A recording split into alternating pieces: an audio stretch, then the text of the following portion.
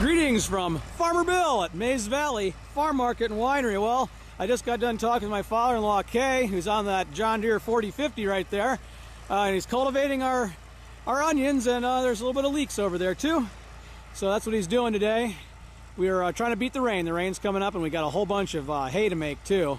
It's supposed to break out in sunshine here a little bit, but this is how the onions are coming along. I took a picture of these onions way back many blog postings ago, and actually we pulled some of them here just the other day, and they're just about getting very close to being able to harvest and get our onion crop. If you look back, that was about 3 weeks ago, I think, 3.5 weeks ago. I took a picture of these guys right after the frost or the freeze we had here, and they're coming along quite nicely. And he told me the watermelons are looking good, the potatoes are looking good.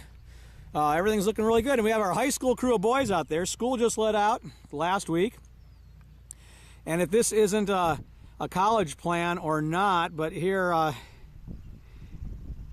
these guys are out there working. That's a lot of the kids from up the local Lake High School just to the west of us. We also employ kids from Marlington High School, which is over to the east of us, which is our school district, but they just got out the other day. These guys had a whole week's jump on the other kids that are close by here.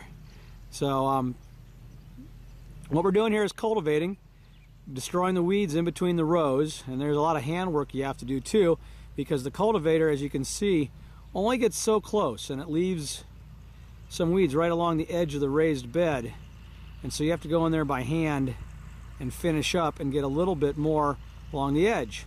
But these are real close to being ready to harvest. We'll start harvesting a lot of our stuff here in about another week or two. We'll start with our early crops. Our big main crops, sweet corn and watermelons and those type of things, that's a little bit farther off yet. We're looking at probably mid-July for some of those bigger crops.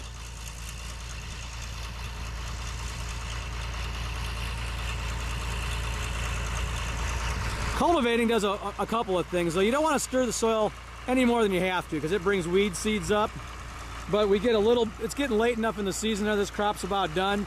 You got to keep these weeds away, or they'll grow 4 to 6 inches a day sometimes, some of these lamb's quarters.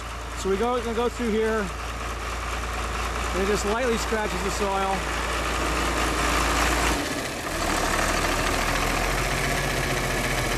And pulls it up. You take some